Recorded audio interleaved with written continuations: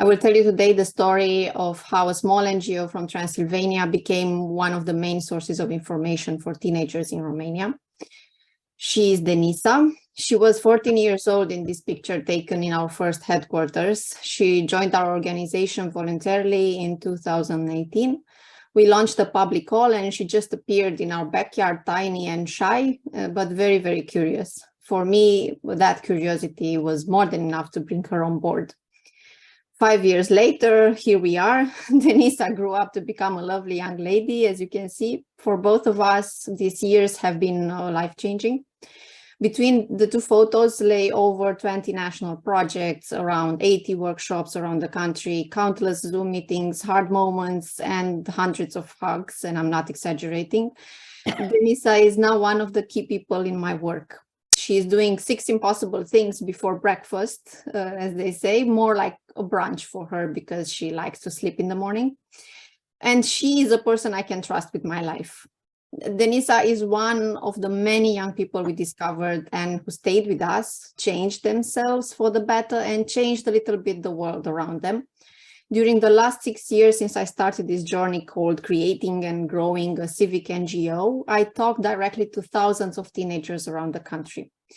I drove so much around Romania that I knew better the menus from gas stations than I remembered the recipes I used to cook before I dedicated myself to building this NGO and turning my life a little bit upside down, sacrificing sometimes dinners at home and sometimes holidays.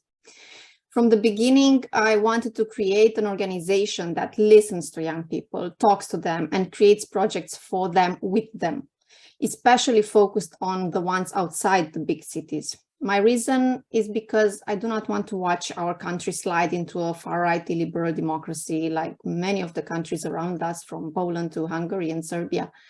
I wanted the young people to be aware and alert about our democracy. Some teenagers I met would move on after a workshop and some would stick around, like Denisa.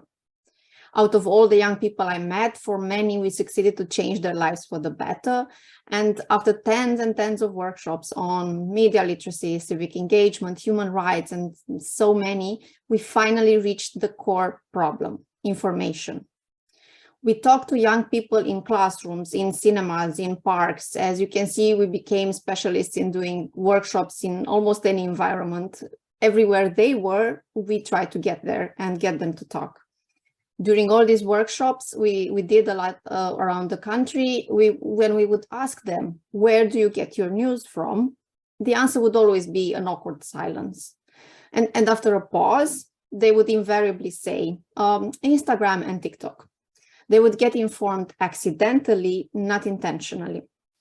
We did some research, and what they said was correct. More than that, in Romania, there was no project on social media which could cover general news explained to teenagers. The danger is huge for us because in 2024, Romania will have 4 rounds of elections. And according to the recent polls, the far-right party that managed to get in the parliament for the first time in 2020 is now on the 3rd place. Who votes for them in a considerable percent? Young people. And we decided to do specifically this, to go where they are on their platforms in their own language, explain to them the world around, prepare them to resist disinformation and mainly to resist populist manipulation.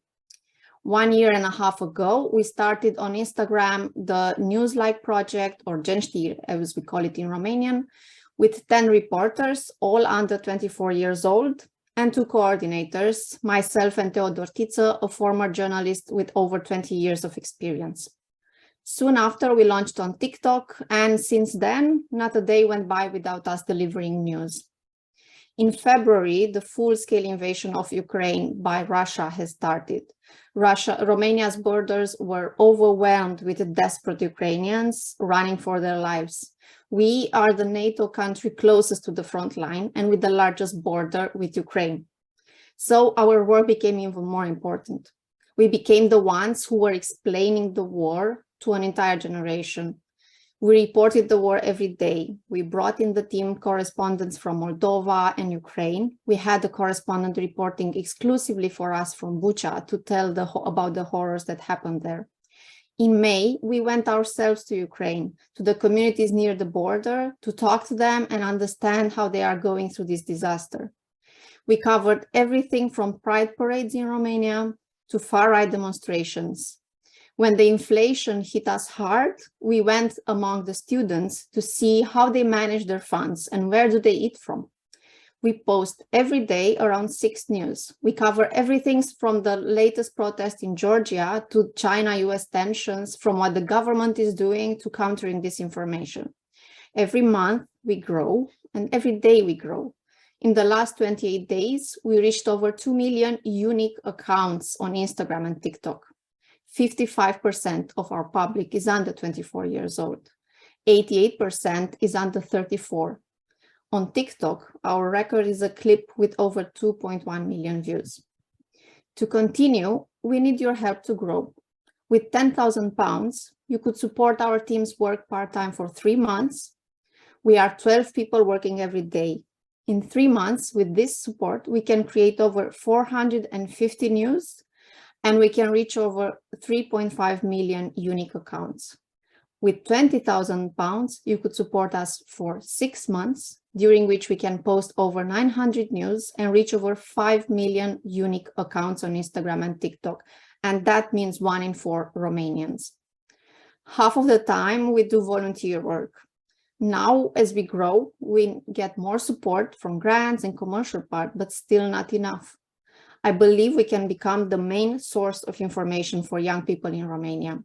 I know we can get there, and that is why I'm here today, to ask you to join us in our journey. Thank you.